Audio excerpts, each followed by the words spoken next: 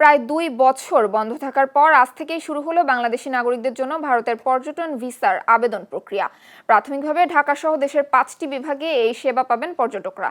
দীর্ঘ প্রতীক্ষার পর ভিসা কার্যক্রম চালু হয় স্বস্তি মিলেছে ভ্রমণ পিপাসু ও ব্যবসায়ীদের মাঝে। বিস্তারিত শান্ত মাহমুদের প্রতিবেদনে।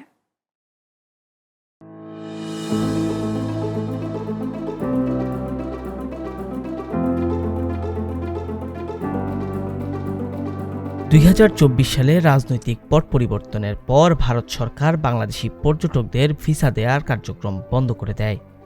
দীর্ঘদিন এই সেবা বন্ধ থাকায় ভ্রমণ প্রত্যাশীদের মাঝে ছিল অনিশ্চয়তা আর অপেক্ষার পালা। দীর্ঘ প্রতীক্ষা শেষে আজ থেকে ভিসা কার্যক্রম চালু হওয়ায় স্বস্তি ফিরেছে পর্যটকদের মনে। হ্যাঁ, আমরা আনন্দিত। আসলে দু দেশের সাথে সম্পর্ক এরকম হওয়া উচিত। প্রতিবেশী হিসেবে প্রতিবেশীর সাথে ভালো সম্পর্ক থাকা উচিত। আমি অনেকের কাছে শুনেছি যে ট্রিটমেন্ট সমস্যায় তারা খুব কঠিন দিন পার করছে।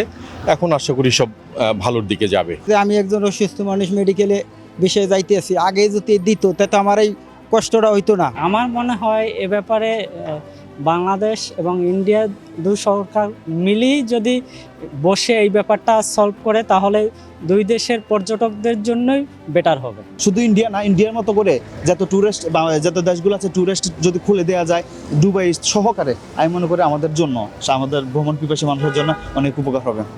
প্রাথমিক পর্যায়ে ঢাকা, চট্টগ্রাম, রাজশাহী, সিলেট ও খুলনা এই 5টি কেন্দ্রে সেবা পাবেন পর্যটকরা। এর আগে ভারতীয় হাইকমিশনার দীনেশ ত্রিবেদী জানান, পর্যায়ক্রমে দেশের অন্যান্য কেন্দ্র থেকে পাওয়া যাবে ভারতীয় ভিসার সেবা।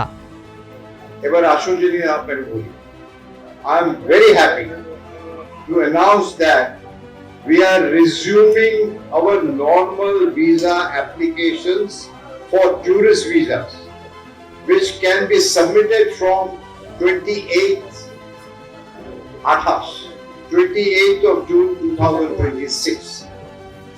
ভ্রমণ পিপাসু ও ব্যবসায়ীরা জানান, দীর্ঘ বিরতির পর ভারতের এই উদ্যোগ দুদেশের মধ্যে পারস্পরিক যোগাযোগ বৃদ্ধির পাশাপাশি চাঙ্গা হয়ে উঠবে দুদেশের ব্যবসা বাণিজ্য।